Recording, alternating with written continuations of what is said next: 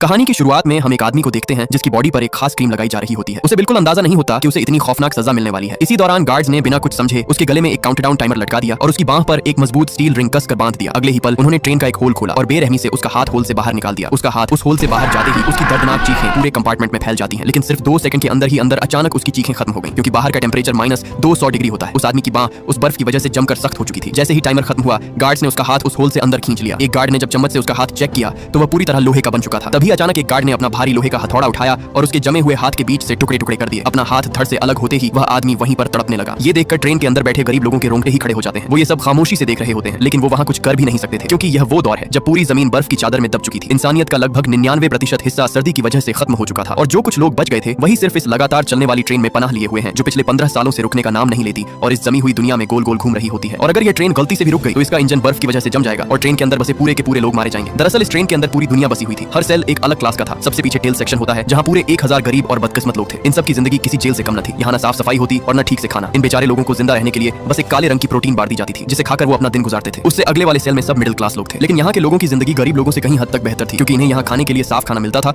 और पीने के लिए साफ पानी। इसके बाद आता है फर्स्ट क्लास सेल, जहाँ अमीर और वीआईपी लोग रहते हैं, क्योंकि इन लोगों ने काफी तगड़ी रकम देकर टिकट खरीदा था। इसलिए इस सेल के सब लोगों को लग्जरी रहन सहन और वीआईपी खाना दिया जाता और इन सब लोगों का ट्रेन के सिस्टम पर पूरा का पूरा कंट्रोल था। ये जो चाहे वो कर सकते थे। तभी सुबह हुई और 2 गार्ड सेल के अंदर पहुंच गए। उन्हें वायलिन बजाने के लिए एक माहिर आदमी चाहिए था। ये सुनते ही एक बूढ़ा आदमी आगे बढ़ा। उसने कहा कि वह और उसकी बीवी दोनों वायलिन बजाना जानते हैं, लेकिन गार्ड्स को सिर्फ एक ही बंदा चाहिए था। लेकिन वो बूढ़ा आदमी अपनी बीवी के साथ ही जाना चाहता था, इसलिए उसने अपनी पत्नी को छोड़कर जाने से सीधा मना कर दिया। ये सुनते ही एक गार्ड ने उसकी बीवी पर हमला करके उसका हाथ तोड़ दिया और उस बूढ़े को जबरदस्ती वहां से ले जाते हैं। ये मंजर देखकर वहां खड़े सब लोगों का गुस्सा फूट पड़ा, लेकिन वो बेचारे उन गार्ड्स के सामने कुछ भी नहीं कर सकते थे। इसी दौरान हम एक आदमी कर्टिस को देखते हैं, जो अपने दोस्त एडगर के साथ मिलकर चुपचाप कुछ ढूंढ रहा था। तभी एक औरत तानिया ने उसे इशारा करके बताया कि वो चीज उसके बेटे के पास है। कर्टिस ने किसी तरह करके उस बच्चे से वो काली बार ले ली। ये वही बार है जो इस सेल के अंदर मौजूद सब लोगों को दी जाती है। दरअसल वो लोग इस प्रोटीन बार के अंदर छुपे हुए सीक्रेट मैसेज ढूंढ रहे थे, क्योंकि ये संदेश ट्रेन के सबसे आगे वाले सेल से किसी नामालूम इंसान के जरिए भेजे जा रहे थे। टेल सेक्शन के लोग इतनी बुरी हालत में जी रहे थे कि उनके लिए ये छोटे छोटे संदेश ही जीने की आखिरी उम्मीद थे। कर्टिस ने तुरंत उस बार को बीच से काटा और बार के अंदर छुपा हुआ एक छोटा सा कैप्सूल बाहर निकाला। कैप्सूल के अंदर एक मैसेज होता है। कर्टिस ने उस मैसेज को सीधा एक आदमी गिलियम को दे दिया, क्योंकि गिलियम टेल सेक्शन का सबसे पुराना और समझदार इंसान था। इस बार जो मैसेज आया था उसमें सिर्फ और सिर्फ एक नाम नामगुंग मिंसू लिखा हुआ था, और शायद ये नाम ही उनकी किस्मत बदलने वाला था। नामगुंग मिंसू वो आदमी जिसने खुद इस ट्रेन के सिक्योरिटी सिस्टम्स डिजाइन किए थे, लेकिन उसकी बदकिस्मती की अब यहाँ की पुलिस ने उसे ही ट्रेन के जेल सेक्शन में कैद कर रखा है। यहाँ अब कर्टिस गिलियम के साथ मिलकर एक प्लान बनाता है कि अगर हमें यहाँ से आजादी चाहिए तो हमें किसी भी तरह करके नामगुंग को जेल से बाहर निकालना होगा, क्योंकि वही एक आखिरी रास्ता है। हम उसकी मदद से एक एक करके ट्रेन के सारे दरवाजे खोलते हुए सीधा इंजन तक पहुंच जाएंगे। अगर इंजन उनके कंट्रोल में आ गया तो सिर्फ ट्रेन ही नहीं बल्कि वो सब इस ट्रेन को अपने काबू में करके सीधे फर्स्ट सेल के अंदर जा सकते थे। लेकिन आज सब कुछ बदलने वाला था। उसी रात सेल के अंदर एक औरत मैसन आती है। इस बार उनकी डिमांड और भी ज्यादा खौफनाक थी। उन्हें एक बच्चा चाहिए था। उस औरत ने आते ही सब बच्चों की हाइट मापना शुरू कर दी। ये देखते ही तानिया अपने बेटे को अपने पीछे छुपा लेती है, लेकिन तभी मैसन उसे देख लेती है और सारे गार्ड जबरदस्ती उस बच्चे को खींचकर वहां से ले जाते हैं। ये बच्चा वो लोग क्यों लेकर गए ये हमें आगे जाकर पता चलेगा। जैसे ही एंड्रू ने उसे जाते हुए देखा, उसका गुस्सा फूट पड़ा। उसने सब गार्ड